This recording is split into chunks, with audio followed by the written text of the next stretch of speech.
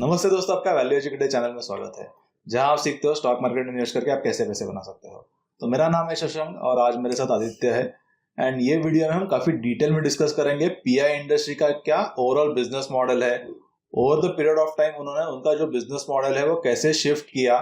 And currently pi industries largest CSM manufacturers यानी custom synthesis जो innovative products होते हैं एग्रोकेमिकल्स के लिए, इसका इंडिया में वो लार्जेस्ट मैन्युफैक्चरर है। तो इसके बारे में हम डिस्कस करेंगे कि उन्होंने उनका जो बिजनेस मॉडल है वो कैसे शिफ्ट किया, कौन कौन से जो प्रोडक्ट्स है वो मैन्युफैक्चर करते हैं पीआई इंडस्ट्रीज, कौन कौन से उनके क्लाइंट्स है, उनका बिजनेस मॉडल कैसे रोबस्ट है कंपेयर टू अदर एग्रोकेमिकल्स। क्योंकि करंटली भी यदि आप देखो तो Q1 2024 का जो रिजल्ट था, मोस्ट ऑफ द जो अलग अलग एग्रोकेमिकल्स के प्लेयर्स है ये इंडस्ट्री में, उनका काफी खराब रहा। बट पीआई इंडस्ट्री का जो रिजल्ट है उन्होंने एक बेहतरीन रिजल्ट आप देखोगे तो पोस्ट किया था। तो उसके पीछे के रीजंस क्या है, एक्चुअल में बिजनेस मॉडल कैसे उन्होंने डेवलप किया, ये सब के बारे में हम ये वीडियो में काफी डिटेल में डिस्कस करेंगे। मैंने वैल्यू एजुकेटर चैनल पे काफी अलग अलग स्टॉक्स के बारे में, उनके बिजनेसेस के बारे में काफी इन डेप्थ जो अलग अलग जानकारी है वो शेयर की है आपके साथ। तो ये जो सारे वीडियोस है आप जरूर देख सकते हो। और अब तक यदि आपने वैल्यू एजुकेटर चैनल को सब्सक्राइब नहीं किया होगा तो जरूर इसे सब्सक्राइब कर लीजिए एंड बेल आइकन पे क्लिक कीजिए, ताकि ऐसे जो डिटेल वीडियोस है, मोस्टली मैं small and mid caps micro caps को कवर करता हूँ ये चैनल पे, तो जरूर ये जो वीडियो है वो आप देख सकते हो। So let's start with the PI industries का बेसिक बिजनेस मॉडल क्या है, और एक एक करके हम ये वीडियो में काफी उसको डिटेल में कवर करेंगे। ये जो वीडियो है वो थोड़ा लंबा हो सकता है, बट ये काफी एक इन डेप्थ वीडियो होगा। आप ये वीडियो देखोगे तो आपको पीआई इंडस्ट्रीज के हिस्ट्री से लेके कंप्लीट उनका जो बिजनेस मॉडल है, फ्यूचर में उनके क्या क्या प्लान्स है, क्या रिस्क है, ये सारा कवर हमने ये एक ही वीडियो में किया है। तो जरूर ये जो वीडियो है उसको कंप्लीट देखिए, so you will have the complete understanding about PI industries का बिजनेस मॉडल क्या है।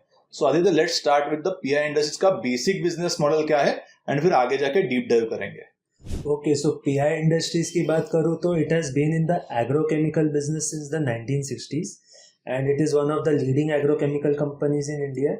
It has a strong presence in both India and foreign markets. तो अभी उनके बिजनेस पे आते हैं। तो बेसिकली उनके दो मेन बिजनेस डिविजन्स है, एक एग्री इनपुट्स का, एक सीएसएम बिजनेस का। तो जो एग्री इनपुट्स है बेसिकली वो लोग फॉर्मुलेशंस बेचते हैं इंडियन मार्केट में, and these formulations are under in licensing and co marketing arrangements जो ग्लोबल इन्वेटर्स के साथ होता है basically, and some of them are their own branded generics. CSM business में they are into the manufacturing of early stage patented molecules. So this is important क्योंकि बाकी भी जो पेटेंटेड मॉलिक्यूल्स है वो थोड़े मेच्योर मॉलिक्यूल्स पे काम करते हैं, PI early stage patented molecules पे काम करता है। तो they are into early stage patent molecules for global innovators for the agrochemicals. So these are high value and low volume molecules, and the company has gradually extended their CSM operations to pharmaceuticals and electronic chemicals. तो कैसे क्या वो अपन बाद में cover करेंगे। तो since PI is working into these early stage patented molecules, तो current agrochemical industry में जो price fluctuation हो रहा है in the commodity prices, PI won't be much affected since it is working into these early stage patented molecules. Right. Generally आप देखो तो majorly agrochemical की इंडस्ट्री जो है वो मेजरली 2 या 3 फैक्टर से करंटली इम्पैक्ट हुई है। फर्स्ट थिंग जो है वो डिमांड यहाँ पर आप देखो तो रिड्यूस हुआ है बिकॉज ऑफ जो इकोनॉमिक रिसेशन चल रहा है यूएस में एंड यूरोप में। इसके अलावा जो चैनल इन्वेंटरी है वो भी बढ़ चुकी है बिकॉज इनिशियली ज्यादा स्टॉकअप हो गया था आफ्टर कोविड। एंड जो थर्ड रीजन है वो सप्लाई बढ़ गया because China again is back into the game. तो ये तीनों रीजंस की वजह से जो जेनरिक मैन्युफैक्चरर्स है एग्रोकेमिकल इंडस्ट्री में, they actually got largely impacted. But pi industry का यहाँ पर बिजनेस मॉडल कंप्लीटली डिफरेंट है, जो हम ये वीडियो में डिटेल में कवर करेंगे। उनका जो सीएसएम बिजनेस है जिससे लगभग कंपनी के 85% के रेवेन्यूज आते हैं, वहां पे ये कंपनी मेजरली पेटेंटेड मॉलिक्यूल्स पे काम करती है। एंड इसीलिए जो प्राइस फ्लक्चुएशंस का रिस्क है वो पीआई इंडस्ट्री जैसे कंपनीज को ज्यादा नहीं आता। इसीलिए आप देखो तो उनके मार्जिन प्रोटेक्टेड रहते हैं एंड रेवेन्यूज में भी आप देखोगे तो ज्यादा यहाँ पर वोलेटिलिटी नहीं आता compare to other generic players. Okay, so हमने एग्रोकेमिकल सेक्टर पॉइंटर्स नाम का एक पूरा पेज बनाया अपने साइट पे। तो उसमें आप देख सकते हो कि मैं अलग अलग पॉइंटर्स हमने कवर किए कि क्या क्या देखना चाहिए। तो one of the pointers mentioned is presence in the agrochemical value chain. तो पीआई की बात करें तो in the agrochemical value chain except for the KSNs they are present into intermediates, technicals and the formulations. तो ये जो intermediates and technicals है वो मोस्टली सीएसएम बिजनेस में वो लोग इस पे काम करते हैं, और फॉर्मुलेशंस डोमेस्टिक मार्केट के लिए। तो ओवरऑल आप उनका बिजनेस वाइज स्प्लिट देखोगे इस चार्ट में तो you can see that they have managed to increase the share of the CSM business FY10 से लेके Q1 FY24 तक. तो this is a very good thing since CSM business has higher margins as compared to the agri inputs business. तो आपको एक broad number दूँ तो agri inputs का जो business है formulations का, उनका मार्जिन से 16 to 18% EBITDA लेवल पे. CSM बिजनेस के लिए इट इज 20 to 22%. तो हायर मार्जिन बिजनेस से कंट्रीब्यूशन बढ़ा है basically over time. And another one important point is कि जो उनका डोमेस्टिक बिजनेस है बेसिकली फॉर्मुलेशंस का, तो it can be a seasonal business और it can be even a volatile business, because ये जो बिजनेस है वो डायरेक्टली डिपेंड होता है मानसून पे. एंड मानसून यदि आप देखोगे तो उसमें भी एक सिक्लिकल नेचर है. बट उनका जो CSM बिजनेस है जनरली वो एक्सपोर्ट बेस्ड बिजनेस है and they are catering to various countries. यानी उनके जो फाइनल कस्टमर्स है, जिनका हम आगे जाके डिटेल में डिस्कस करेंगे कि कौन कौन से कस्टमर्स है PI इंडस्ट्रीज को. तो ये मानसून वाला जो रिस्क है, जो सीजनलिटी या जो सिक्लिकलिटी का रिस्क है, वो थोड़ा उनके CSM बिजनेस में कम हो जाता है. अलॉन्ग विद दैट उनके जो मॉलिक्यूल्स है वो नीश होते हैं, बिकॉज यहाँ पर ज्यादा कंपटीशन नहीं है. PI या और एक आप देखोगे तो प्रॉब्ली और एक ही कॉम्पिटिटर होगा या और एक ही सप्लायर होगा वो फाइनल जो इनोवेटर है उसके लिए. इसीलिए कंपटीशन कम हो जाता है, मार्जिन्स बेटर है, सीजनलिटी भी यहाँ पर आप देखो तो रिड्यूस हो जाती है. इसीलिए another reason to get the higher valuation for the PI industries is उनका CSM का जो प्रेजेंस है या ये जो सेगमेंट है उससे जो रेवेन्यूज आते हैं वो कंपेरेटिवली बहुत ज्यादा है कंपेयर टू जो बेसिक एक जेनेरिक बिजनेस होता है जो बहुत सारी बाकी कंपनीज करती है. तो आप खुद ही कंपेयर कर सकते हो बिटवीन द बाकी अलग अलग प्लेयर्स का क्या PE मिलता है और PI इंडस्ट्रीज को करंटली है, इवन हिस्टोरिकली क्या उनको प्राइस टू अर्निंग मिल रहा है. सो एग्रोकेमिकल बिजनेस तो था ही. Other than that they had a polymer compounding business जिसमें वो लोग कस्टमाइज कंपाउंड्स बनाते थे of various polymers such as polycarbonate, polyphenylene ether, polybutylene, terephthalate and others. So these polymer compounds had end use in industries such as electronics, construction and automotives. तो आप देखोगे तो agrochemical business तो है ही and this business becomes a bit of a non core. तो to focus on their core business of agrochemicals they divested this polymer compounding business to Rhodia SA, which is a French multinational company. They did this transaction for a slump sale of 66 crores and the transaction was concluded on 14th April 2011. So as per this deal, the company transferred all of its assets, people, plants, R&D facilities, customer base and logistic network in India to the French entity. मतलब पूरा ही divest कर दिया है. तो अभी आते हैं उनके मैन्युफैक्चरिंग फैसिलिटीज पे. तो कंपनी के ऑपरेशंस बेसिकली पनोली और जम्बूसर में, दोनों गुजरात में. पनोली में basically they do mostly their formulations and थोड़ा बहुत of CSM. The company has 5 formulation facilities with a total manufacturing capacity of 90,000 tons. It has around 15 MPPs जिसमें से 5 MPPs पनोली में and the remaining are in Jambusar. तो these MPPs are used for making the products in the CSM business of the company. तो जम्बूसर पूरा CSM में, Panoli is mix of agri inputs and CSM. तो company की management की बात करूँ तो the management team is headed by Mr Salil Singhal and Mr Mayank Singhal. तो Mr Salil Singhal was instrumental in shifting the focus of the company from edible oils to marketing and distribution of agrochemical companies in the 1960s. Under his leadership, the company developed an in-house manufacturing process for active ingredients in the 1990s. He has been spearheading the growth of the company since then. Mr. Mayank Singhal is an engineering and management graduate from UK. He joined the company in 1996 and became the joint managing director in 2004, managing director and CEO in 2009 and vice president and managing director in 2019. So he was instrumental in shifting the focus of the company from the agro inputs towards the CSM business. तो basically काफ़ी strong management रही है इनकी और इन्होंने काफ़ी अच्छा execute भी किया है ओवर टाइम. तो पहले आते हैं CSM बिजनेस पे. तो CSM बिजनेस पहले इसलिए बता रहा हूँ ताकि आप एग्री इनपुट्स बिजनेस को और अच्छे से अप्रिशिएट कर सके.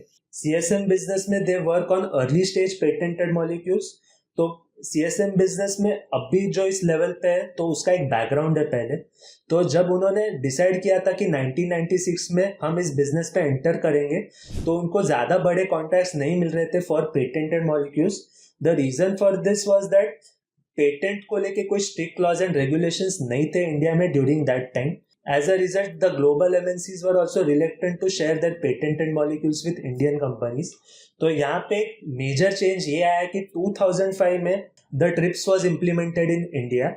TRIPS stands for Trade Related Aspects of Intellectual Property Rights. Post the implementation of this TRIPS, India में भी पेटेंट को लेके स्ट्रॉन्ग रेगुलेशंस इंप्लीमेंट होना शुरू हो गए. The global innovators got the confidence to share their patented molecules with Indian companies. तो यहाँ पे एक विन विन सिचुएशन था. तो global companies could launch their innovative molecules in India. Indian companies were able to in-license the molecules from global companies. तो दोनों को benefit हुआ इससे. Right. और यहाँ पर एक की understanding one should have is कि ये जो मॉलिक्यूल्स रहते हैं जो ग्लोबल कंपनी डेवलप करते हैं वो एक लंबा प्रोसेस रहता है. मैंने आपके साथ फार्मा इंडस्ट्री का एक सीरीज शेयर किया था. उसमें मैंने शेयर किया था कि ये जो नए जो मॉलिक्यूल्स होते हैं उनको डेवलप करने के लिए अलग अलग स्टेजेस होते हैं. Phase 1, phase 2, phase 3, commercialisation stage. इस सब के बारे में काफी डिटेल में बताया है. तो ये जो सीरीज है आप देख सकते हो. सिमिलर एग्रोकेमिकल्स में ही होता है. एग्रोकेमिकल्स का थोड़ा जो साइकिल है वो कम रहता है कंपेयर टू फार्मा. जो टेस्टिंग होता है वो कम होता है बिकॉज ये जो अलग अलग केमिकल्स है वो प्लांट्स में यूज होते हैं. जो फार्मा में है वो डायरेक्ट ह्यूमन कंजम्पशन होता है. इसीलिए जो साइकिल है वो थोड़ा रिड्यूस हो जाता है. तो ये जो सीरीज था वो 4 पार्ट का सीरीज था जो आप देख सकते हो ताकि आपको अंडरस्टैंड हो जाएगा कि इनोवेशन करना कोई भी मॉलिक्यूल का it is very very difficult. और इसीलिए जो इनोवेटर्स होते हैं दे आर वेरी सीक्रेटिव. या जो मॉलिक्यूल होता है उसको काफी वो सेफ गार्ड करते हैं. या जो टेक्नोलॉजी होता है वो इजीली वो किसी को भी देते नहीं है मैन्युफैक्चर करने के लिए. बिकॉज सपोज वही मैन्युफैक्चरर ने कुछ रिवर्स इंजीनियरिंग करके वो जो मॉलिक्यूल है उसको क्रैक कर लिया तो उनका जो इतने सालों का जो मेहनत है या इसके अलावा जो भी उन्होंने स्पेंड किया है इन टर्म्स ऑफ डॉलर्स वो सारा वेस्ट हो जाएगा. इसीलिए they are very very picky या चूजी अबाउट किसको ये जो टेक्नोलॉजी वो शेयर करना है उनको मैन्युफैक्चरर्स के लिए. तो इसीलिए जो ट्रिप्स है that is played a very very important role in case of agrochemical industry या इवन फार्मास्यूटिकल इंडस्ट्री. बेसिकली जो भी पेटेंटेड रिलेटेड चीज है इसके related it was a very very important achievement या important milestone during that time I think in 2005. तो अभी आते हैं उनके CSM के बिजनेस मॉडल पे. तो first let us understand how they onboard their customers.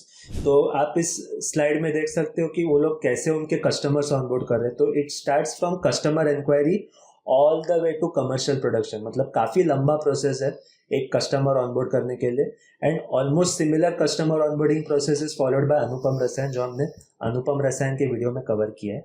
तो ये पूरे प्रोसेस को होने के लिए ऑलमोस्ट 15 to 27 मंथ्स लगते हैं इन case of Anupam Rasayan. And since PI is into patented molecules उनको थोड़ा ज़्यादा टाइम लगता होगा to conduct this overall process. So ये जो कस्टमर ऑनबोर्डिंग का प्रोसेस है it brings in some entry barriers जिसकी बात करेंगे. तो some of the entry barriers are the customer retention.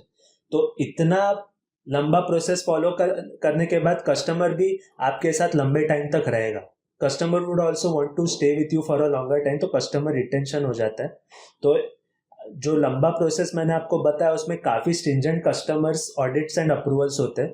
तो हर कोई वो ऑडिट एंड अप्रूवल को क्लियर कर पाए जरूरी नहीं होता. एंड फर्स्ट इज देन ये दो चीज़ों की वजह से एक स्टिकीनेस आ जाता है.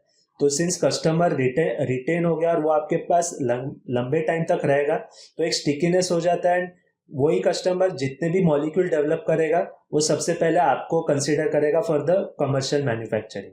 तो this brings in a stickiness. और also there are high switching cost. मतलब यहाँ पे एक स्विचिंग कॉस्ट ऐसा हो जाता है कि once the customer selects you as the manufacturer for that molecule वो जहाँ पे भी रजिस्टर करेगा ये मॉलिक्यूल के लिए वो रजिस्ट्रेशन डॉक में यही लिखेगा कि मैन्युफैक्चर PI इंडस्ट्रीज करेगा. तो वंस सपोज ऐसा कुछ हो जाता है कि PI इंडस्ट्रीज बैकआउट करता है या फिर वो इनोवेटर डिसाइड करता है कि PI को ये मॉलिक्यूल हम मैन्युफैक्चर करने नहीं देंगे.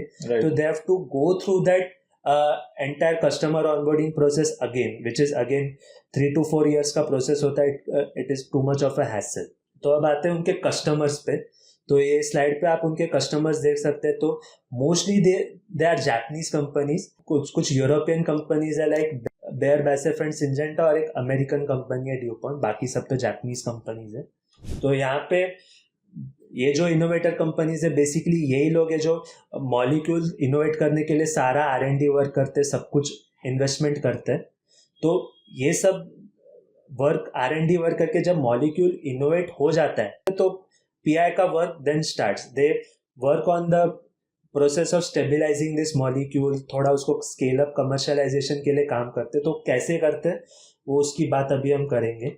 ये जो इनोवेटर मॉलिक्यूल्स इनोवेटर कंपनीज है PI provides the services as you can see. तो डिस्कवरी के बाकी जो सर्विसेज है वो सारा पीआई देता है, लाइक प्रोसेस डेवलपमेंट।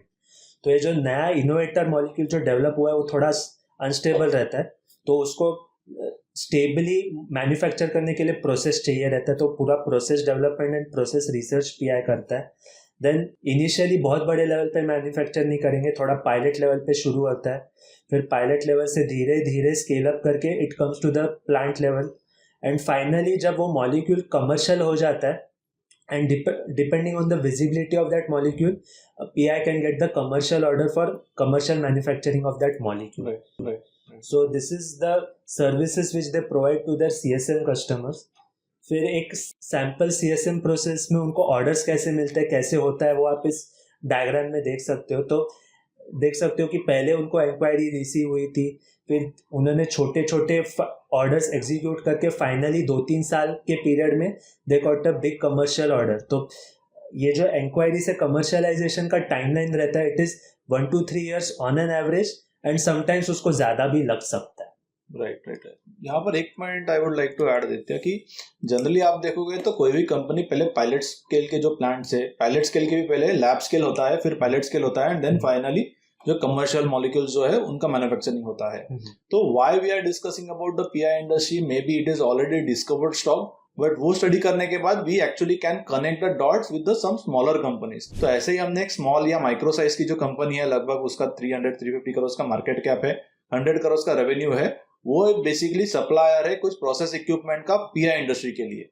तो जब भी हमने उनको प्लांट विजिट किया था, जब भी हमने उनकी जो ऑर्डर बुक है उसको चेक किया था, तो पीआई इंडस्ट्रीज का जो फार्मा का डिवीजन है उसकी जो ऑर्डर्स है वो ये कंपनी को मिली है। दैट शोज एक्चुअली कि आगे जाके पीआई इंडस्ट्रीज का जैसे जैसे स्केल अप होगा from the lab scale to pilot to commercialise, तो यहाँ पर ये जो छोटी कंपनी है उसको भी आगे जाके ऑर्डर्स मिलेंगे। और सिर्फ पीआई इंडस्ट्रीज ही नहीं, जो केमिकल इंडस्ट्री में या फार्मास्यूटिकल इंडस्ट्री में जो भी मार्की कस्टमर्स है या जो मार्की मैन्युफैक्चरर्स है, वो सारे ये कंपनी के कस्टमर्स है, बी इट दीपक नाइट्राइट या आरती इंडस्ट्रीज, लुपिन, सन फार्मा या यूपीएल, घाड़ा केमिकल्स, बहुत सारे अलग अलग कस्टमर्स है उनके। तो ये सारे इनसाइट्स मिलते हैं जब भी आप स्कटलबट करते हो या जब भी आप एक्चुअली प्लांट्स को जाके विजिट करते हो, and then you able to connect the dots की पीआई इंडस्ट्री जैसी जो इतनी लार्ज कंपनी है, आप देखो तो मार्केट कैप उनका काफी बड़ा है, या रेवेन्यूज या profitability is also very well maintained. तो ऐसी कंपनीज एक छोटी कंपनी को ऑर्डर क्यों दे रही है, दैट प्रोबब्ली स्टेट्स की वो छोटी कंपनी जो है they are also very much capable, या उन्होंने भी उनका जो डिजाइनिंग स्ट्रेंथ है या जो डिलीवरी कैपेबिलिटी है वो भी उन्होंने शो किया है। So this is just to connect the dots between the हम क्यों रिसर्च करते हैं एंड वो रिसर्च को आगे जाके एक्चुअल में कैसे हम इंप्लीमेंट करते हैं when we want to take any positions, या एक्चुअली कुछ दूसरे कंपनीज की रिसर्च के लिए ये प्राइमरी रिसर्च कैसे यूजफुल होता है। I am just telling you how to connect the dots actually when जब आप रिसर्च करते हो। ओके, तो CSM में कस्टमर्स की बात हो गई, क्या सर्विस प्रोवाइड करते हो उसकी बात हो गई, एक इंक्वायरी टू कमर्शियलाइजेशन कैसे होता है हमने उसकी भी बात कर दी। तो now let us talk about उनके कॉन्ट्रैक्ट्स के बारे में। तो CSM में उनके जो कॉन्ट्रैक्ट्स होते हैं वो 2 तरह के होते हैं, एक लॉन्ग टर्म कॉन्ट्रैक्ट्स होते हैं और एक एनुअल परचेज कॉन्ट्रैक्ट्स होते हैं। तो ये जो मॉलिक्यूल्स है जो एनुअल कॉन्ट्रैक्ट्स के अंडर होते हैं, if that molecule enters the commercial stage, the global innovator, depending on the visibility of that molecule, they can provide a commercial manufacturing contract to PI industries। मतलब वो annual contract का basically long term contract में conversion हो सकता है। तो जो उनके long term contracts है वो 3 से 10 साल के होते हैं basically, और उसमें clauses almost वही है जो हमने Aztec और अनुपम के इसमें बताया, तो भी एक बार reiterate कर देता हूँ। तो some of the standard clauses in these contracts are raw material price pass through, auto renewal, currency pass through and take or pay clause। तो ये जो कॉन्ट्रैक्ट्स है वो इस तरह स्ट्रक्चर किए जाते हैं कि majority of the risk is passed on to the global innovator. PI के पास सिर्फ एक रिस्क रहता है, contract execution and the delivery as per the schedule. Right. तो ये जो ग्लोबल जो इनोवेटर मॉलिक्यूल्स है उसके लिए जो इनोवेटर है वो they keep no more than 2 sources, क्योंकि भाई जितने सोर्सेस रहेंगे उतने लोगों के साथ उनको उनका आईपी शेयर करना पड़ेगा। तो 2 से ज्यादा सोर्सेस नहीं रखते for this patented molecules. Suppose one of the patented molecules becomes a blockbuster, वो लोग 3 सोर्सेस रखेंगे बट 3 सोर्स से ज्यादा नहीं। Correct. So company order book कैसे डिफाइन करती है उसके बारे में बात करते हैं। तो in the context of the company and order book means sign contracts with their customers and confirm business for the next 3 to 5 years। तो जो मैंने आपको एक सैम्पल फ्लो चार्ट दिखाया था फ्रॉम इंक्वायरी टू कमर्शलाइजेशन, तो बीच में जो उन्होंने छोटे छोटे ऑर्डर्स एग्जीक्यूट किए थे 5-10 मीट्रिक टन के, that won't be part of the order book. जो उनको फाइनल ऑर्डर मिला था $36 million का, that will B part of the order book. तो ये depending upon the customer contracts, the order book of the company is 3 to 5 years on an average. मतलब उनका order book execute करने के लिए उनको 3 से 5 साल लगते हैं. और ये ऑर्डर बुक में ब्रॉडली बताओ तो 50 to 60% is based on long term contracts and the remaining is based on the annual purchase contracts. तो कैपेसिटी एक्सपेंशंस की बात करूँ तो उन्होंने इतने सालों में, एटलीस्ट पिछले 10-15 सालों में जितने भी कैपेसिटी एक्सपेंशंस किए, they have mostly done for their CSM business. उन्होंने एग्रोकेमिकल फॉर्मुलेशंस के लिए ज़्यादा केपेक्स नहीं किया है. और ये जो भी उन्होंने केपेक्स किया है, it has been mostly done in Jambusar. एंड जो उनका एक 5th प्लांट था वो उन्होंने पनोली में लेके आए. तो जम्बूसर में उन्होंने क्या क्या कैपेसिटी एक्सपेंशन किए, कितने किए और वो कब ऑनलाइन आ गए, वो आप इस टेबल में देख सकते हो. तो ये जो टेबल में वो सारे जम्बूसर रिलेटेड कैपेसिटी एक्सपेंशन है. उन्होंने उनका 5th प्लांट पनोली में सेटअप किया था for 484 crore as per their EC. तो वो एग्रोकेमिकल सेक्टर पॉइंटर डॉक में हमने ये भी देखा है कि क्या क्या टूल्स अपन यूज कर सकते हैं. तो उसमें एक ईसी मेंशन्ड है और उसका हमने एक वॉक थ्रू भी शेयर किया कि कैसे आप ईसी डॉक्यूमेंट्स स्टडी कर सकते हो. तो ये जो 484 crore का केपेक्स किया था पनोली में, it was for pharma intermediates and electronic chemicals other than their agrochemicals. तो हमने बताया कि वो लोग डाइवर्सिफाई किए from agrochemicals to pharma and electronic chemicals. तो this was the first step towards that diversification. तो historical capacity expansions done by the company shows the amount of orders which they have received and they have executed over time. The company goes for capacity expansion only when they have a long-term contract in hand and the existing facilities won't be able to cater to this contract. So that is their idea of doing the capex. तो इस CSM business में they have some competition in India and the foreign markets. तो Indian markets में their competitors are SRF and Deccan fine chemicals. Foreign markets में उनके competitors are Saltigo, DSM and Lonza. तो right now हम उनके Indian competition की बात करते हैं. तो first we'll talk about SRF. तो SRF is again into CRAMS of patented molecules for agrochemicals. But ये आई थिंक थोड़ा मेच्योर मॉलिक्यूल्स पे काम करते हैं वर्सेस PI जो अर्ली स्टेज पेटेंटेड मॉलिक्यूल्स पे काम करते हैं. तो इनके प्रोडक्ट्स जो है they supply to clients like BASF, Bayer CropScience and Syngenta. तो ये PI के भी क्लाइंट्स है, तो थोड़ा क्लाइंट ओवरलैप आप देख सकते हो. बट यहाँ पर exactly we have to check कि मॉलिक्यूल टू मॉलिक्यूल वाइज क्या कंपटीशन है. जनरली कंपनीज डिटेल बहुत ज्यादा शेयर नहीं करती, मॉलिक्यूल्स का नाम नहीं लेती because they are under some time NDA agreement. इसीलिए एग्जैक्टली क्या कंपटीशन है we may not able to understand on the molecule level. ये एक जनरल डिस्कशन है कि SRF और PI में क्या सिमिलरिटीज है उनके बिजनेस मॉडल में, बिकॉज SRF का भी कुछ जो पार्ट है वो एग्रोकेमिकल्स रिलेटेड ही है और बाकी जो कंपनीज है उसमें भी कुछ क्लाइंट्स में सिमिलरिटी आ सकती है. मॉलिक्यूल लेवल पे we will not discussing in this video, क्योंकि वो जो इन्फॉर्मेशन है वो ज्यादा कोई भी कंपनीज एग्जैक्ट मॉलिक्यूल की शेयर नहीं करती. ओके, सो PI की तरह SRF ने भी अपने क्राइम्स बिजनेस के लिए they have done some expansions over time. तो जो इन्वेस्टमेंट्स उन्होंने किया है फॉर देयर क्राइम्स बिजनेस वो आप इस टेबल में देख सकते हो. तो अभी आते हैं टू द नेक्स्ट पार्ट. तो PI की तरह SRF भी फार्मा इंटरमीडिएट्स पे काम किया है and as per this plan they have done an investment of 190 crore for a pharma intermediates plant जो रिसेंटली Q4 FY23 में ऑनलाइन हुआ है. इनका प्लान ये यहाँ पे यही है कि एग्रो CDMO की तरह they also plan to enter the pharma CDMO and PI का भी सिमिलर प्लान है जो हम आगे जाके अच्छे से कवर करेंगे. तो आपका क्वेश्चन ये होगा कि क्यों ये सारे एग्रोकेमिकल जो कंपनीज है basically CDMO companies why they are shifting to pharma.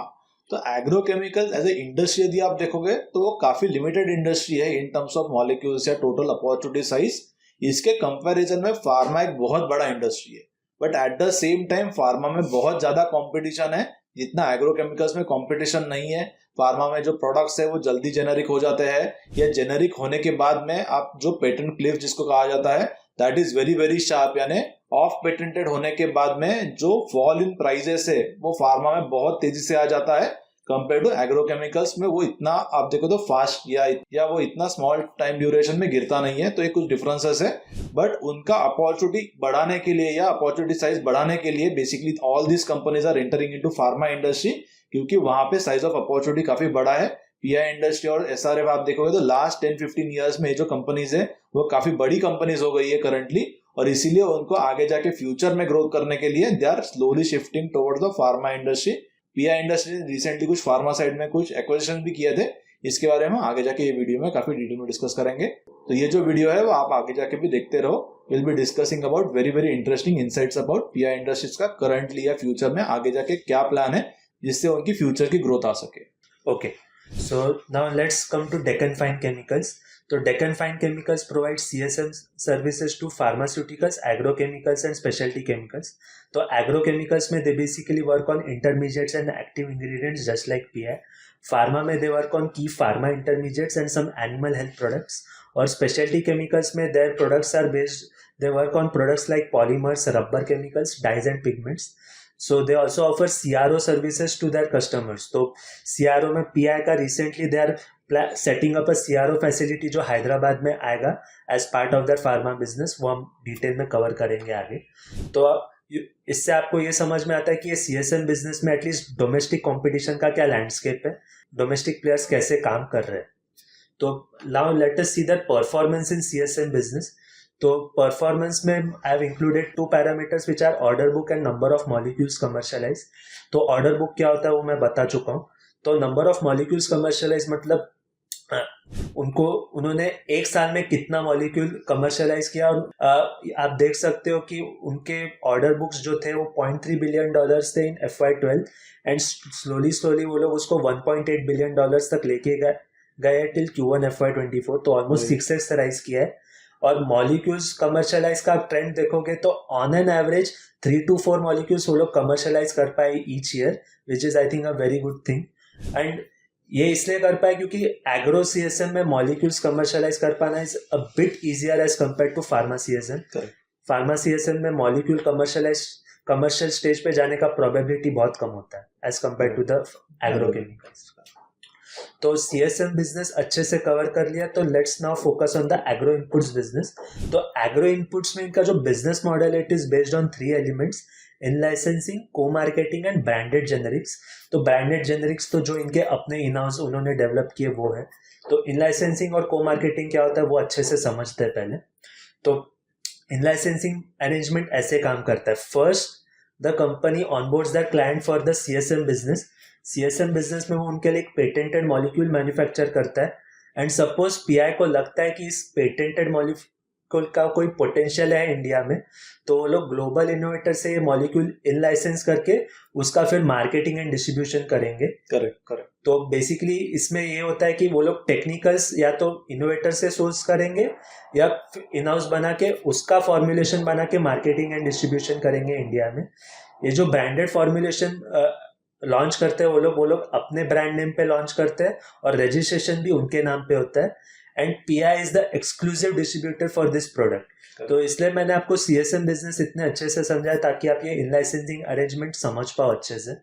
And actually this also shows the confidence of their customers on PI, क्योंकि उनके जो कस्टमर्स है, ये जो ग्लोबल इनोवेटर्स है, वो किसी के साथ भी ये इन लाइसेंसिंग एग्रीमेंट नहीं करेंगे, क्योंकि कुछ केसेस में वो जो एक्चुअल मॉलिक्यूल होता है वो अंडर पेटेंट है and eight the same time PI industries is selling the final formulations under their own name in Indian markets. Nominee gold ऐसा ही एक प्रोडक्ट था जिसके बारे में आगे जाके डिस्कस करेंगे। So it actually shows the complete bonding between the global innovators and PI industries. अब इन लाइसेंसिंग मॉडल की बात कर ली तो let's talk about some of the molecules under the in licensing model. तो इन लाइसेंसिंग मॉलिक्यूल के under some of their molecules are Nominee Gold, Voltage, Clutch, Osheen, Vibrant, Awkira, Londax Powder and Keefun. तो Nominee Gold has been in license from कुमिया chemicals, Voltage has been in license from Bayer, Clutch has been in license from BASF, Osheen has been in license from Mitsui Chemicals, Vibrant has been in license from Nippon Kayaku. Okira has been in license from again Kumiyai Chemicals. Londex powder has been again in license from Kumiyai Chemicals. And Kifen has been in license from Nichino, which is part of the Neon Nayaku group. तो basically ये 8 molecules है और ये जो इन licensing molecules है इनके domestic business में almost 60 to 70% contribute करता है एज ऑफ नाउ। तो इन लाइसेंस मॉलिक्यूल से काफ़ी अच्छा रेवेन्यू शेयर आ रहा है। तो ये उनके इन लाइसेंस मॉलिक्यूल्स की बात हो गई। अब आते हैं को मार्केटिंग अरेंजमेंट कैसे काम करता है।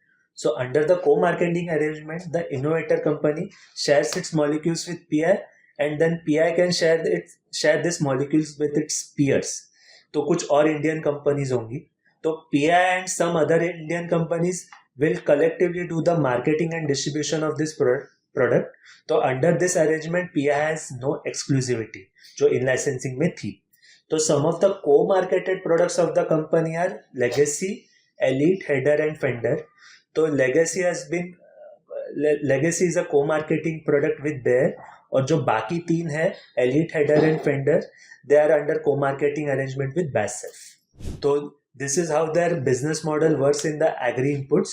तो ये एग्रोकेमिकल बिजनेस में हमने प्रीवियसली भी बताया कि आप कंटिन्यूसली एक मॉलिक्यूल एक पेस्ट पे यूज करेंगे तो पेस्ट रेजिस्टेंस डेवलप करता है। You have to keep on bringing in new products. तो पीआई ने भी यही किया है। वो लोग ने पिछले 10 साल में काफ़ी सारे प्रोडक्ट्स लेके आए which is a mix of in licensing, को मार्केटिंग एंड ब्रांडेड जेनरिक्स। तो जो मॉलिक्यूल्स लेके आए वो आप इस टेबल में देख सकते हो। तो out of the products launched till FY22, some of their flagship products are Nomini Gold, Biovita X and Oshin, and ये हमेशा उनके टॉप 5 प्रोडक्ट्स में फीचर किए हैं। ये जो मॉलिक्यूल्स लॉन्च किए इन FY11 to FY22, कुछ मॉलिक्यूल्स की डिटेल्स में बता देता हूँ। तो ये जो वाइब्रेंट एक मॉलिक्यूल उन्होंने लॉन्च किया था FY16 में, this was a insecticide for rice crops and this was launched initially for Punjab, Haryana and Andhra Pradesh. It contains the technical thiocycline hydrogen oxalate and it controls 2 pests, stem borer and leaf borer in one action। तो rice में कुछ paste है जो attack करते हैं, तो वो 2 paste को वो ये एक ही स्प्रे में कंट्रोल कर सकता है। This was in license from Kumiai Chemical, जो मैं आपको पहले ही बता चुका हूँ। So one of the product जो आप देख सकते हो कॉस्को उन्होंने लॉन्च किया है FY19 में। तो बिफोर कॉस्को जो भी प्रोडक्ट्स उन्होंने लॉन्च किए थे they were basically for rice and cotton, इन्हीं 2 क्रॉप्स के लिए उनके प्रोडक्ट्स थे। तो Kosko was that first product for the sugar cane crop. This molecule is based on CTPR। तो CTPR जो है वो हम बेस्ट एग्रो के वीडियो में कवर कर चुके कि क्या मॉलिक्यूल है, उसका क्या कॉम्पिटिशन है, कौन कौन है। तो this was the first product for sugar cane crop. तो ओकीरा को उन्होंने लॉन्च किया FY20 में, again under the in licensing arrangement with Kumiai Chemicals. तो this product was launch to cater to the wheat acreages of 30 million at that time, and the company has been successful in treating 1 lakh acres of wheat using this product. So 1 lakh acre ही treat किया और almost 30 million acreages है, तो there is still a huge scope of growth for this product. तो recently भी अब उन्होंने FY23 और Q1 FY24 में कुछ प्रोडक्ट्स लॉन्च किए जो आप यहाँ पे देख सकते हो। तो they are a mix of biological products and agrochemical pesticides. तो उन्होंने भी एक 3-way कॉम्बिनेशन प्रोडक्ट लेके आए इकित्सु, रिसेंटली लॉन्च किया है। It is a rice herbicide. तो this 3-way combination is, I think it will work similarly to what we have discussed in Best Agro Life. तो now let's come to the distribution network। तो ये agrochemical formulations का मैंने पिछले videos में भी बताया, it is a distribution business। तो उनके distribution networks में there are 25 stock points, 10,000 distributors and dealers and more than 80,000 retailers। So with the help of this network they can reach out to most of the farmers all over India। तो अब आते हैं उनके domestic business के competition पे। तो ये जो इन लाइसेंस मॉलिक्यूल्स है बेसिकली उनका 3 से 4 साल का एक एक्सक्लूसिविटी पीरियड रहता है and after 1 to 2 years generic competition इसमें एंटर कर सकता है। तो उनके कुछ इन लाइसेंस मॉलिक्यूल्स के लिए generic competition have entered with their own brands, तो उसकी हम बात करते हैं अभी। तो उनके नॉमिनी गोल्ड की बात करें तो it contains the technical bispyribac sodium, और उसमें जो कॉम्पिटिटर ब्रांड्स है वो है इंसेक्टिसाइड्स इंडिया का ग्रीन लेबल, धानुका एग्रीटेक का फ्यूजी सुपर और बेस्ट एग्रो लाइफ का बाइजू। तो बेसिकली धानुका का जो फ्यूजी सुपर है वो अभी वो लोग बेचते नहीं है, it was there as a competition earlier. बाकी जो तो प्रोडक्ट्स है वो मार्केट में बिकते हैं। और ये बिस्पायरेबेक सोडियम की बाकी सबकी क्या क्या कैपेसिटीज है विद पीआई वो आप इस टेबल में देख सकते हो। तो नाउ लेट्स कम टू पायरोक्सासल्फोन। तो पायरोक्सासल्फोन पे ऑकीरा पीआई का मॉलिक्यूल है जो मैंने आपको बताया पहले। एंड बेस्ट एग्रो लाइफ के वीडियो में हमने ये बताया कि बेस्ट एग्रो लाइफ पायरोक्सासल्फोन पे उनका फॉर्मुलेशन लेके आने वाला है इन Q3 FY24 और उनको टेक्निकल के लिए इंडिजिनियस मैन्युफैक्चरिंग का 93 रजिस्ट्रेशन मिल गया है। पायरोक्सासल्फोन का अभी बेसिकली ये है कि 2022 में वो मॉलिक्यूल ऑफ पेटेंट गया है, तो इतनी जल्दी जेनरिक कंपटीशन एंटर नहीं कर पाएगा, थोड़ा टाइम लगेगा, इसलिए अभी सिर्फ पीआई और बेस्ट एग्रो लाइफ ही है। और प्लेयर्स एंटर करेंगे कि नहीं, that needs to be seen. तो डायनोड फ्यूरान की अभी बात करते हैं। तो पीआई का brand is based on dinotefuran is Osheen. तो बेस्ट एग्रो लाइफ के वीडियो में अगेन वी हैड कवर्ड कि उनका ब्रांड इज डायरॉन, और अगेन इंसेक्टिसाइड्स इंडिया का एक ब्रांड है डोमिनेंट करके। तो बेसिकली उनके जो फ्लैगशिप प्रोडक्ट्स है उसमें जेनरिक कंपटीशन एंटर किया है एंड बाकी मॉलिक्यूल्स के भी कभी भी एंटर कर सकता है। Just one point on the pyroxasulfone. तो पायरोक्सासल्फोन ये जो प्रोडक्ट है पीआई इंडस्ट्री का, उससे कंपनी को लार्जेस्ट या हाईएस्ट रेवेन्यूज आते हैं करंटली। इसमें जैसे कि आदित्य ने बताया कि ये जो प्रोडक्ट है वो रिसेंटली ऑफ पेटेंट हुआ है, but we have to understand that कि पायरोक्सासल्फोन से जो कंपनी को रेवेन्यूज आते हैं वो डोमेस्टिक मार्केट से नहीं है, वो उनका CSM का प्रोडक्ट है, यानी उसके जो सेल्स है एक्चुअली ग्लोबल इनोवेटर्स के थ्रू होते हैं। जो बेस्ट एग्रो लाइफ जो प्रोडक्ट लॉन्च करने वाला है, ये लॉन्च ऑलरेडी उन्होंने किया है, वो स्पेसिफिकली इंडियन मार्केट्स के लिए है। तो डायरेक्ट यहाँ पे कंपटीशन नहीं है। इंडियन मार्केट्स का जो अपॉर्चुनिटी साइज है वो काफी छोटा है, और आई थिंक यहाँ पर डायरेक्ट कंपटीशन नहीं होगा against the Best Agro Life. So that is very very important to understand. और ये हम इतना डिटेल रिसर्च क्यों करते हैं molecule to molecule wise, so that we can understand कि किसका बिजनेस जो है वो एक्चुअल में ग्लोबल इनोवेटर बेस्ड बिजनेस है। क्योंकि यदि आप बेस्ट एग्रो के भी कॉन कॉल पढ़ोगे तो वो भी बताता है कि so they also have some patented products, but उनके जो पेटेंटेड प्रोडक्ट्स है दे आर द फॉर्मुलेशंस। जो पीआई इंडस्ट्रीज के पेटेंटेड प्रोडक्ट्स है दे आर एक्चुअली टेक्निकल्स या जो इंटरमीडिएट्स होते हैं। So there is a huge difference. आप फॉर्मुलेशंस को फाइनली पेटेंट करके ज्यादा कुछ मुझे नहीं लगता मतलब है, अंटिल एंड अनलेस जो एक्चुअल टेक्नोलॉजी है या एक्चुअल जो मॉलिक्यूल है उसका पेटेंट आपके पास नहीं है। तो एक्चुअल में molecule is very very important. Formulation तो आप देखोगे it just a mixture of various things, तो उसके ऊपर पेटेंट करके आई डोंट थिंक कितना एक सिग्निफिकेंट रेवेन्यूज या जो आगे जाके प्रॉफिटेबिलिटी वो अचीव कर पाएंगे। So that can be the key risk for the Best Agro life. आगे जाके हम देखते हैं कि वो कैसे एग्जीक्यूट करते हैं। उनका बिजनेस मॉडल काफी कंप्लीटली अलग है कंपेयर टू पीआई इंडस्ट्रीज। इसके बारे में भी हमने काफी डिटेल वीडियो क्रिएट किया था जो आप देख सकते हो। और इसके अलावा एग्रोकेमिकल इंडस्ट्री रिलेटेड हमने बहुत सारे वीडियोस क्रिएट किया है, प्रोबेबली 7-8 वीडियोस हमने अलग अलग स्टॉक्स के बारे में यहाँ पर आपके साथ शेयर किए थे। सारे डिटेल वीडियोस है, आधे 1 घंटे के वीडियोस है। सो मेक श्योर ये जो सारे वीडियोस है आप देख सकते हो, क्योंकि इससे आपको काफी डिटेल अंडरस्टैंडिंग आ जाएगा करंटली क्या चल रहा है एग्रोकेमिकल इंडस्ट्री में, कौन सा प्लेयर एक दूसरे के कंपैरिजन में डिफरेंट है। ये सारे भी अंडरस्टैंडिंग आपको ये वीडियोस देखने के बाद आ सकती है। तो जरूर ये जो वीडियोस है वो मिस मत कीजिए। काफी यहाँ पे हमें भी एफर्ट लगता है ये वीडियोस क्रिएट करने के लिए। So please watch this videos, completely freely available है आपको मेरे यूट्यूब चैनल पे। Okay, now let's talk about some of their JV and tie-ups. So they have a tie-up with Sony. So they entered into this tie-up with Sony for the development of electronic chemicals. तो ये जो collaboration है basically it is only a research based collaboration जहाँ पे वो लोग electronic chemicals के लिए कमर्शियली वायबल प्रोसेस बनाएंगे। पीआई यहाँ पे सोनी को कुछ सप्लाई नहीं करने वाला है, और ये जो रिसर्च होने वाला है it will be done under the guidance of Hokkaido University Japan. तो now let's come to their JV with Mitsui Chemicals. तो मित्सुई केमिकल्स के साथ उन्होंने जेवी एंटर किया 2016 में with through their subsidiary PI Life Sciences. They have a 49% stake in this JV and the remaining is with the innovator company, and the name of the entity is Solinos Agrosciences Private Limited. So as per this agreement, this entity will provide registration services to the products of Mitsui Chemicals. मतलब Mitsui chemicals को अगर कोई उनका product बेचना है India में तो ये जेवी एंटिटी उनको प्रोडक्ट रजिस्टर करके देगा, and PI will also do the marketing and distribution of these products once they receive the registration. एक एग्जांपल की बात करते कि क्या एक रजिस्ट्रेशन उनको मिला। तो as an example this JV entity got registration for broflanilide 20% SC insecticide formulation है basically. So this formulation will be used to control pests such as fruit borer, thrips, tobacco caterpillar, fall armyworm and other pests in crops such as brinjal, cabbage, chill, मेज and ओकरा। तो common paste है जो इन crops को attack करते हैं, तो उसके लिए फॉर्मुलेशन का रजिस्ट्रेशन उनको मिल चुका है। तो ये इन्फॉर्मेशन मुझे मिली CIBRC की मीट से। तो जो टूल्स से मैं है उसमें मैंने ये भी बताया कि you should go through the CIBRC meetings to see कि कौन से मॉलिक्यूल्स को रजिस्ट्रेशन का अप्रूवल मिला है। तो now let's come to their JV with Kumiai chemicals. तो कुमियाई केमिकल्स के साथ भी they entered the JV through their subsidiary PI Life Sciences Limited in 2017, and they have a 50% stake in this JV. 50% is with the innovator company. So as per this agreement, the company will manufacture bispyrimic sodium for exports, and also they will use the bispyrimic sodium for the nominee gold. मतलब पहले वो लोग वो bispyrimic sodium nominee gold के लिए उनसे source करके फिर फॉर्मुलेट करते थे, अभी वो लोग इनहाउस बना के फॉर्मुलेशन कर देंगे इसका। The company began production of this bispyrimic sodium in FY20 once they received the registration, and they have completed all the regulatory formalities. तो अब आते हैं उनका टाइप विद BASF। तो BASF के साथ they entered into the type in 2017 to introduce some of the latest innovative agrochemical molecules of BASF in the Indian market.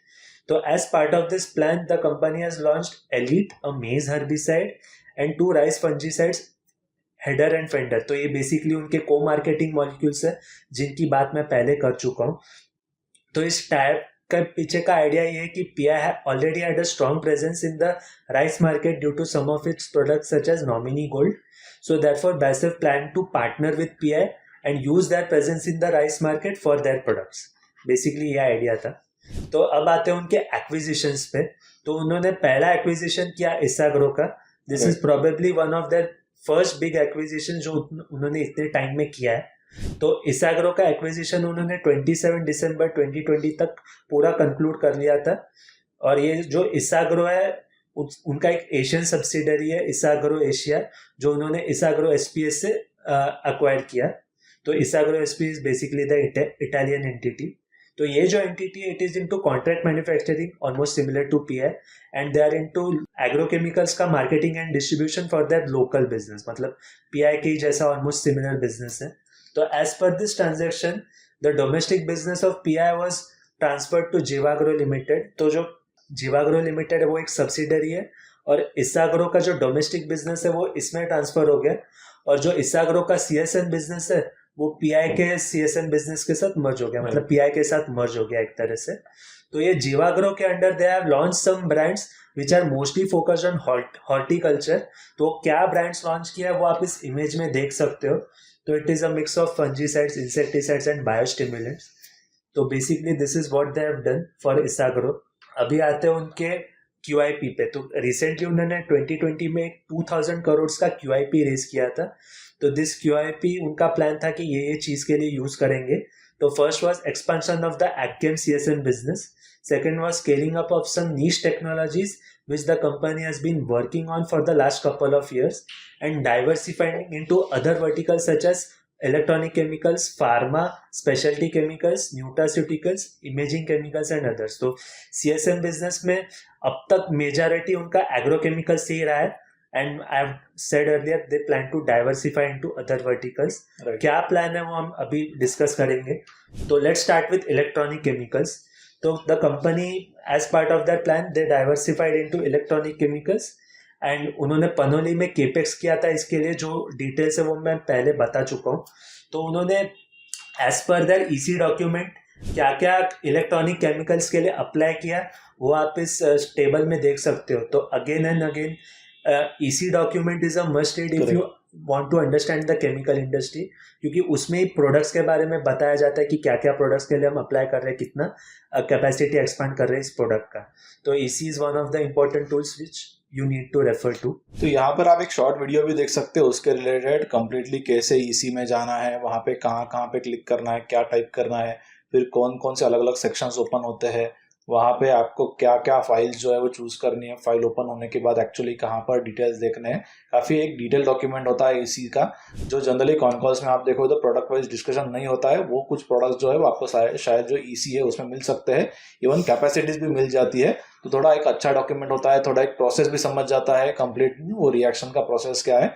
तो that is वो सो एनवायरमेंटल क्लियरेंस या EC ये जो डॉक्यूमेंट है, it's a must read for यदि आप chemical या agrochemicals या कुछ स्पेशलिटी केमिकल्स की जो कंपनीज है उनको स्टडी कर रहे होते। तो ये इलेक्ट्रॉनिक केमिकल्स में बात करूँ तो FY22 में they commercialise a total of 9 molecules, जिसमें से 2 molecules were electronic chemicals, and these molecules are high value low volume molecules, and the company is anticipating a huge opportunity in electronic chemicals going forward. To capitalize on this opportunity, the company is expanding capacities on both the pilot and commercial scale, and working on a good amount of molecules in their pipeline, and planning to scale up some of their molecules.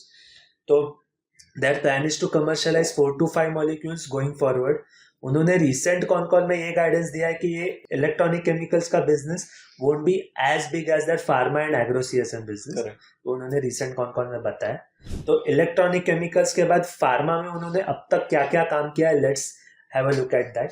तो pharma के लिए first they incorporated a subsidiary PI health sciences limited which will handle the pharma business of the company.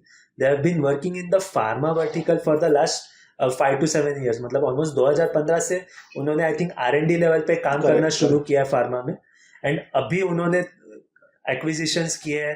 तो क्या 2015 से उन्होंने काम करना शुरू किया, तो क्या क्या काम किया है इतने 5 से 6 सालों में, लेट्स सी दैट। सो अभी एक्चुअली वो मटेरियलाइज होना शुरू हुआ है, बट आप देखोगे तो लास्ट लगभग 8 ईयर्स हो गई है फार्मा का, उन्होंने थोड़ा थोड़ा आप देखो तो पुश चालू किया था, बट जो रेवेन्यूज है उसमें आई don't think like hardly any revenues has came from the pharma division. Currently उन्होंने कुछ एक्विजिशंस किए थे, उसके जो रेवेन्यूज है वो इमीडिएटली हमें उनके आगे जाके कुछ एक नेक्स्ट 3 to 4 मंथ्स में दिखाई दे सकते हैं। Aditya will discuss more about those acquisition, but आपको ये अंडरस्टैंड करना इज वेरी इंपॉर्टेंट कि इमीडिएटली आप सपोज कुछ प्लान करते हो या कोई भी मैनेजमेंट प्लान करती है to add another division, it is very very difficult to penetrate into that division, because वो डिवीजन का ज्यादा जनरली मैनेजमेंट को भी अंडरस्टैंडिंग नहीं होता है। They have to spend certain time to understand about the new vertical new business segment, and slowly यहाँ पर रैंप अप होता है। एक बार उनको आइडिया आ जाती है कि एक्चुअली ये बिजनेस कैसा करते हैं, या एक बार वो मैनेजमेंट उसको क्रैक कर लेती है, तो बाद में आगे रैंप अप होना या जो बेसिकली एक्सपोनेंशियल ग्रोथ हमें ये सेगमेंट में दिखाई दे सकता है। रिसेंटली उन्होंने काफी एक इंटरेस्टिंग एक्विजिशंस किए थे, इसमें से कुछ कंपनीज जो है वो एक्चुअल में फार्मा की जो CSM होता है या फार्मा में जो कॉन्ट्रैक्ट मैन्युफैक्चरिंग है इनोवेटर्स के लिए, ऐसी भी कंपनीज है जिसके बारे में अभी हम डिटेल में डिस्कस करते हैं। But I think it will be another very key trigger for the PI industries का जो फ्यूचर ग्रोथ होने वाला है, बिकॉज फार्मा में size of opportunities quite big, and PI industries को ऑलरेडी काफी अच्छा है मैन्युफैक्चरिंग का आप देखोगे तो आइडिया है या एक्सपीरियंस है with the kind of agrochemical division which they have scaled in last about 15-20 years. Pharma industry में भी पॉसिबली वो सिमिलर या इससे भी बेटर स्केल अप कर सकते हैं इन नेक्स्ट 10 to 15-20 ईयर्स। तो let's start with their work done in pharma intermediates. So in FY21 they were successfully able to scale up one of their pharma intermediates, diethyl acetamidobmalonate. तो इतना लंबा नाम याद रखने की जरूरत नहीं, DEAM करके ये इंटरमीडिएट है, and this intermediate has an and use in a COVID-19 drug. तो तभी कोविड का चल रहा था, तो उन्होंने एक स्केल अप करके कमर्शियलाइज किया। तो they were able to supply this intermediate to large Japanese pharma companies, and other than DEAM they have applied for some other pharma intermediates for their Panoli, जो आप इस टेबल में देख सकते हो कि एज पर द पनोली इसी उन्होंने क्या क्या फार्मा इंटरमीडिएट्स के लिए एप्लीकेशन डाली है। तो ये फार्मा इंटरमीडिएट्स के लिए they have the pilot plants, they expect to scale up and commercialize some of these molecules within the next 2 to 3 years. The time required for the approvals would be over and above the time needed for scale up and commercialization. तो ये पहला एक organically grow किया उन्होंने business. Now they have also taken some inorganic steps. Their first inorganic step was acquisition of InSwift Laboratories. तो InSwift Laboratories की बात करूँ तो this business operates into the API and CRAM space. This was in line of the company's plan to grow their pharma business. The rationale of this acquisition was to basically get access to the CGMP compliant manufacturing facilities of the entity.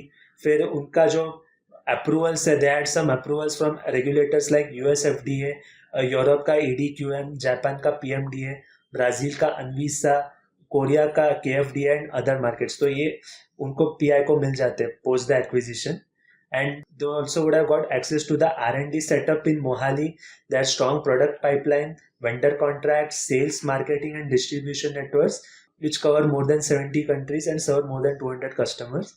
और फिर उनका जो management team है, दे had a good experience in doing in the pharma CSM, तो उनको भी वो लोग ऑनबोर्ड करके वही बिजनेस ग्रो करना चाहते थे. But this deal could not come to fruitification, मतलब ये डील कंप्लीट नहीं हो पाई क्योंकि जो लॉन्ग स्टॉप डेट है 31 अक्टूबर 2021, उससे पहले ये डील कंप्लीट नहीं हो पाई क्योंकि Ind Swift Laboratory started renegotiating some terms of the deal, और ऑल्सो वो लोग कुछ डील के अग्रीमेंट्स पे वो लोग कंप्लाई नहीं कर पा रहे थे. तो due to compliance issues and the renegotiating ये डील कंप्लीट नहीं हो पाई.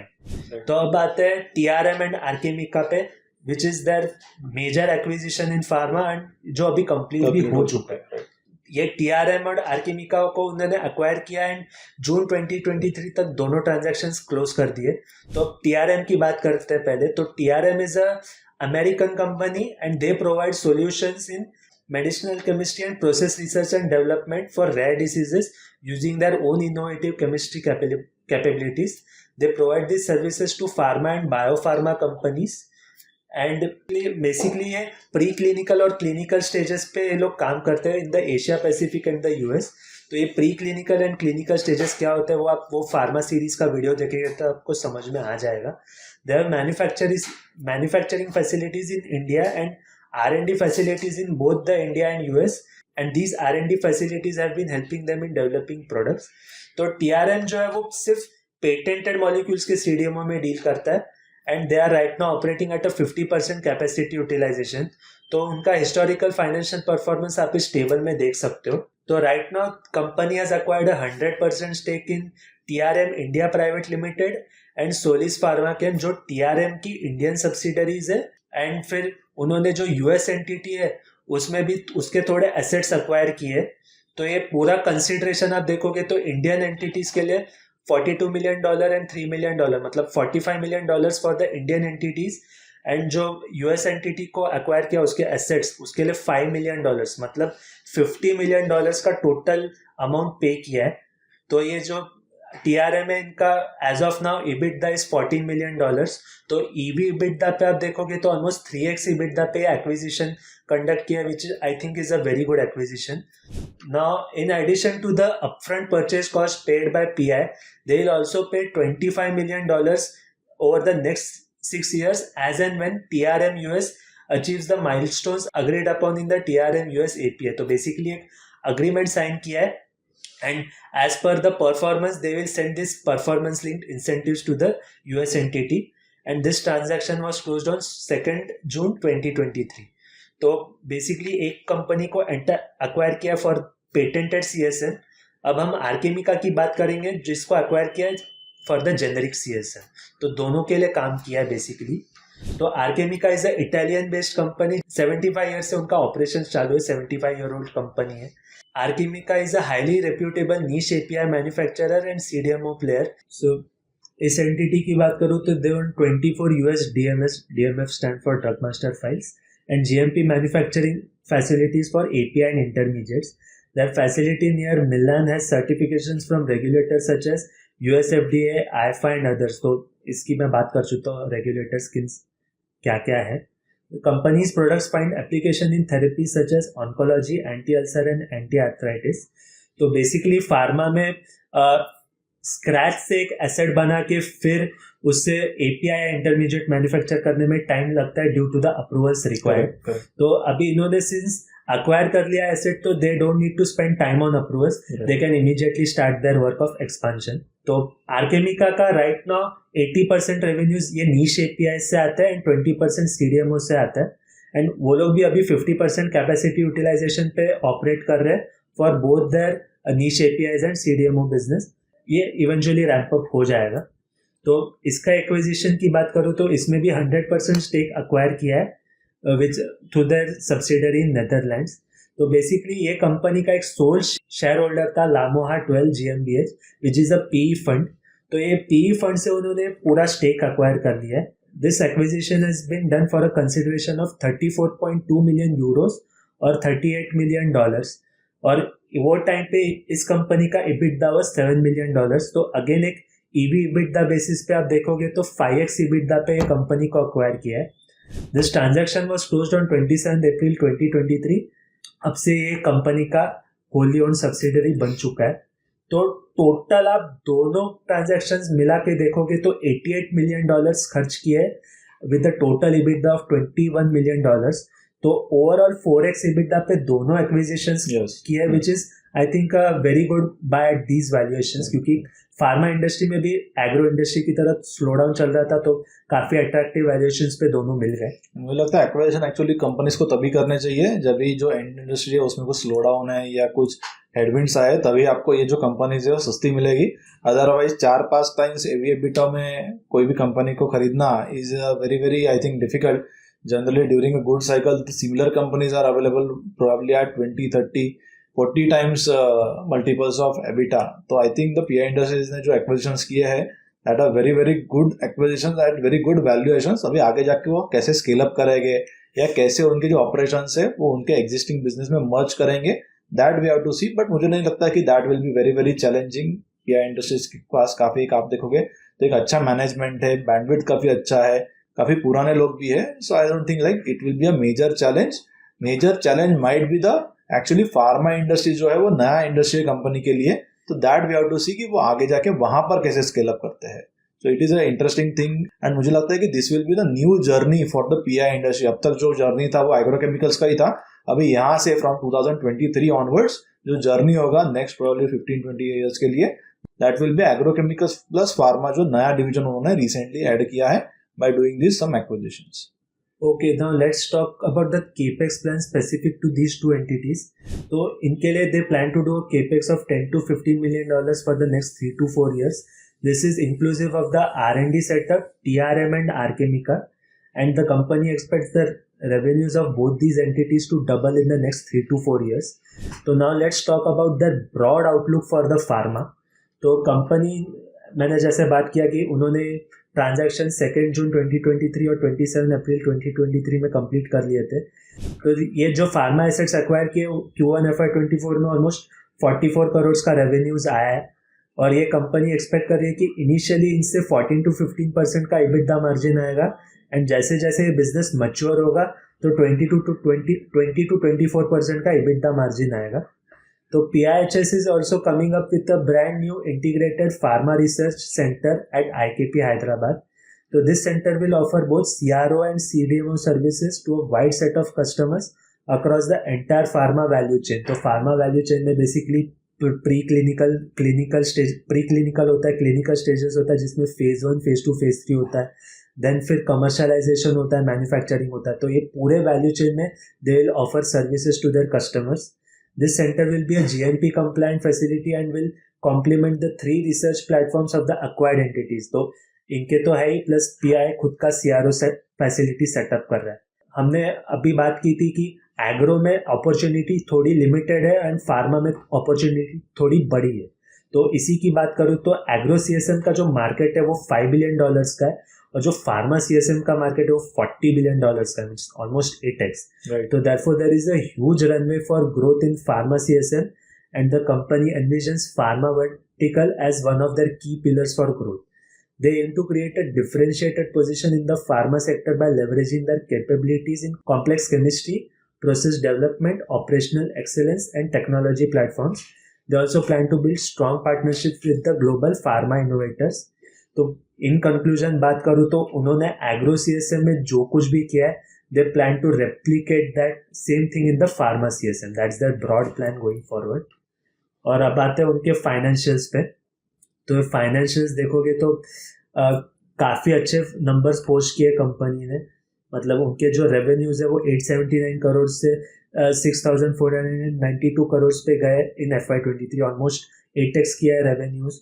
मार्जिन्स भी लगभग मेंटेन किए हैं, एंड ये जो करंट ग्लोबल एग्रोकेमिकल में स्लो डाउन चल रहा है उसमें भी they have manage to give a very good result due to their focus on early stage patented molecules. तो now let's talk about the future outlook of the company.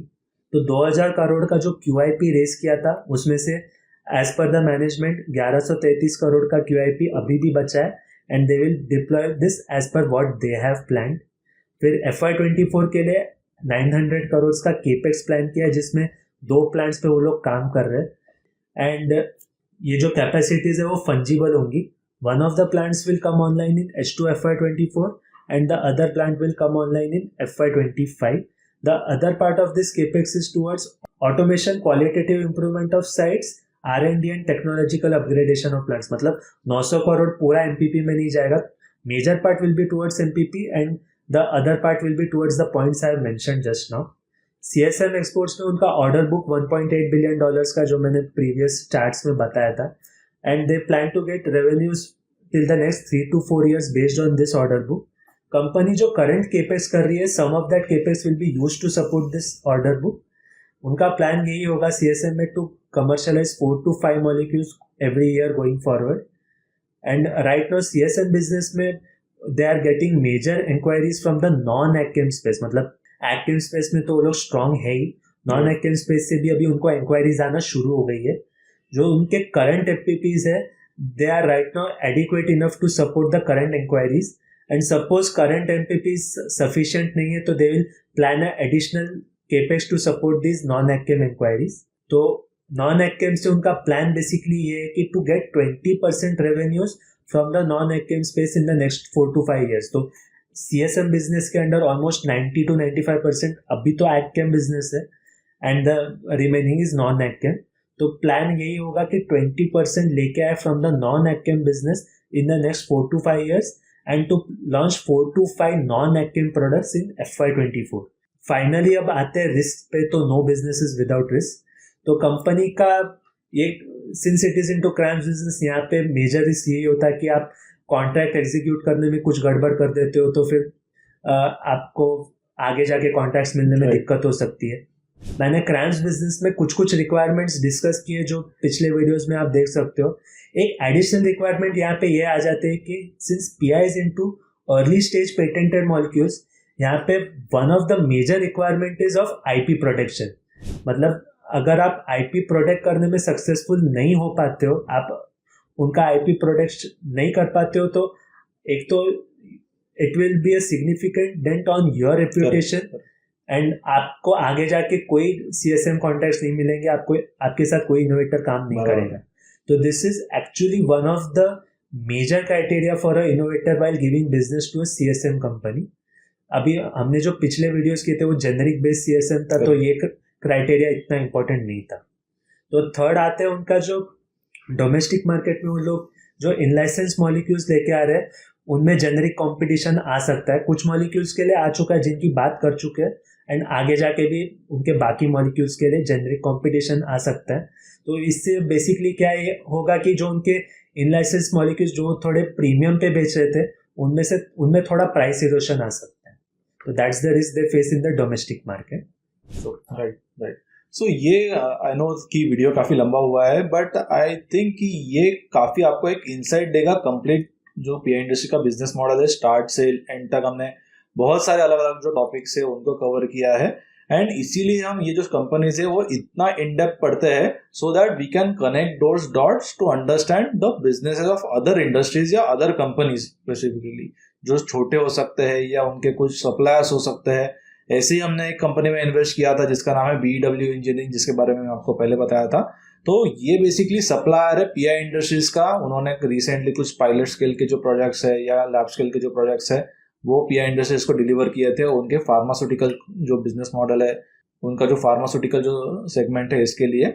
So we actually understand कि ऐसी जो छोटी companies है they actually can do very well यदि उनका जो customer है वो हाईली कैपेक्स कर रहा है या वो ग्रो कर रहा है. तो ये जो BW इंजीनियरिंग है उसमें हमने लगभग 620 रुपीज़ के आसपास एंटर किया था. माइक्रो कैप क्लब मेंबर में भी ये शेयर किया था. लगभग करंटली जो प्राइस है वो 1400 है एंड वी आर इक्वली और मोर बुलिश अबाउट दिस कंपनी क्योंकि आगे जाके मुझे लगता है कि एक ह्यूज रनवे यहाँ पर अवेलेबल है बिकॉज जो एंड इंडस्ट्री है उसमें काफी एक लार्ज कैपेक्स चल रहा है. एक्सपोर्ट्स की भी यहाँ पर काफी इंटरेस्टिंग अपॉर्चुनिटीज है. तो ऐसे ही अलग अलग जो माइक्रो कैप कंपनीज है करंटली वो उनके ग्रोथ स्टेज में है. ऐसे ही अलग अलग कंपनीज को हम ढूंढते रहते हैं एंड फिर वो हम हमारे पोर्टफोलियो में भी ऐड करते हैं. तो यदि आपने अब तक माइक्रो कैप क्लब को ज्वाइन नहीं किया होगा तो इसकी जो लिंक है आपको नीचे डिस्क्रिप्शन में मिल जाएगी. काफी इंटरेस्टिंग प्लेटफॉर्म है. अलग अलग कंपनीज के मैनेजमेंट को हम यहाँ पे हमारे प्लेटफॉर्म पे होस्ट करते हैं, अलग अलग स्कटल बट करते हैं, ग्राउंड रिसर्च करते हैं, प्लांट को विजिट करते हैं, मैनेजमेंट से डिस्कस करते हैं so that we understand more and more about वो बिजनेस क्या है, क्या आगे जाके अपॉर्चुनिटीज आने वाली है. ये जो सारे इनसाइट्स है आपको सिर्फ वो एनुअल रिपोर्ट्स या कॉन कॉल पढ़ के नहीं मिलेंगे. You have to visit the companies, you have to understand कि ऑन ग्राउंड क्या चल रहा है. तो ऐसे ही अलग अलग कंपनीज को अंडरस्टैंड करने के लिए, उनके बारे में मोर इन डेप्थ जानने के लिए हमने अलग अलग रिपोर्ट्स भी लिखे हैं जो क्लब मेंबर्स के साथ हमने शेयर किया है। लगभग 45 प्लस रिपोर्ट्स यहाँ पर अवेलेबल है। एंड मोर इम्पोर्टेंटली लगभग हमें लास्ट 1 ईयर में 70 to 75% से ज़्यादा रिटर्न्स मिले हैं। एंड करंटली क्लब में लगभग 400 मेंबर्स है। सो अब तक यदि आपने क्लब को ज्वाइन नहीं किया होगा तो जरूर आप इसे ज्वाइन कर सकते हो। डेफिनेटली ये आपको इन्वेस्ट करने के लिए या एक रिसर्च करने के लिए it can be a very very good platform. And compare to आपको जो एक्चुअली गेन होगा या जो नॉलेज मिलेगा उसके कंपेयर में फीस जो है वो काफ़ी कम है। सो इसके रिलेटेड जो लिंक है आपको डिस्क्रिप्शन में मिल जाएगी। और यदि आपको पीआई इंडस्ट्रीज का ये काफ़ी डिटेल एंड लंबा वीडियो पसंद आया होगा तो जरूर इसे लाइक कर दीजिए, मेरे चैनल को सब्सक्राइब कीजिए और बेल आइकन पे क्लिक कीजिए ताकि ऐसे जो वीडियोस है वो आपको आगे जाके भी मिलते रहे। हर सैटरडे को 11 o'clock को मैं ऐसे ही डिटेल वीडियो शेयर करता हूँ अलग अलग small size, mid size and micro size companies पे। तो जरूर ये जो वीडियोस है वो आप देख सकते हो और ऐसे वीडियोस को मिस मत कीजिए। नेक्स्ट सैटरडे को 11 o'clock को हम मिलेंगे with similar detail analysis of micro or small size company.